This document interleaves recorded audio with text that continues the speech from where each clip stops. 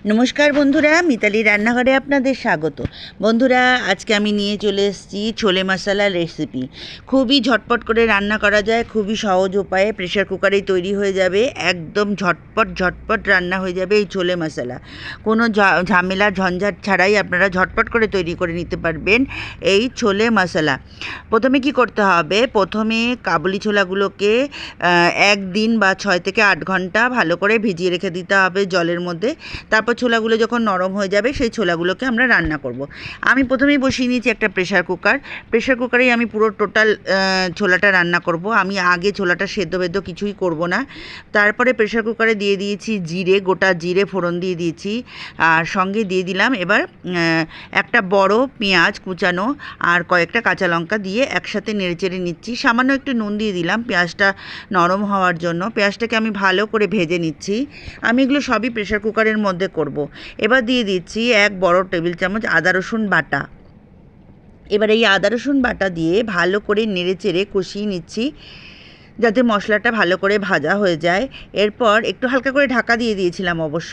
এরপর আমি এই ছোলা আর আলুটাকে একটু বড় বড় করে কেটে নিয়েছি, এই একসাথে দিয়ে ভালো করে নেড়েচেড়ে নেব।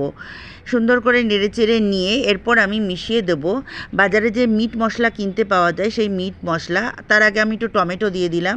এরপর ওই মিট মশলাটাকে আমি জলে গুলে রেখেছি, সেই মিট মশলাটাকে দিয়ে দিলাম, দিয়ে ভালো করে নেড়েচেড়ে নিচ্ছি। আপনার যদি মিট মশলা না থাকে তাহলে আপনার একটু আদা বা জিরে বাটা দিতে পারেন এর মধ্যে, আর কিছু না দিলেও হবে। আর আমি একটু দিয়ে দিলাম টমেটো কেচাপ, 2 টেবিল চামচ টমেটো কেচাপ এর সঙ্গে দিয়ে দিলাম। এরপর আমি মিশিয়ে দিচ্ছি গুড়। আপনাদের কাছে যদি গুড় না থাকে তাহলে আপনারা চিনি ব্যবহার করতে পারেন। আমার কাছে গুড় ছিল তাই আমি গুড়টা ব্যবহার করেছি। আর গুড় দিলে রান্নায় খুব টেস্টটা অন্যরকমভাবে বেড়ে যায়। আমি এখানে 2 বাটি জল ইউজ করলাম, 250 আমি এখানে যেহেতু মটর ইউজ করেছি তার সঙ্গে আমি 2 বাটি জল ইউজ করলাম।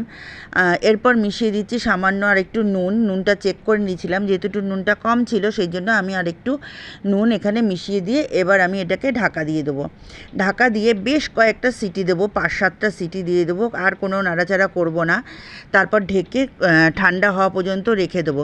এই যে তৈরি হয়ে গেছে আমার কাবুলি ছোলার রেসিপি বা চানা মশলা। বন্ধুরা, আমার রেসিপিটা কেমন হয়েছে আমাকে অবশ্যই জানাবেন। আপনারা বাড়িতে এইভাবে তৈরি করে ফেলুন, ঝটপট করে তৈরি হয়ে যাবে, কোনো ঝামেলা নেই, খুব তাড়াতাড়ি তৈরি হয়ে যায়, শুধু ছোলাটা ভিজিয়ে রাখতে হবে। আমার রেসিপিটা ভালো লাগলে লাইক শেয়ার কমেন্ট করে দেবেন।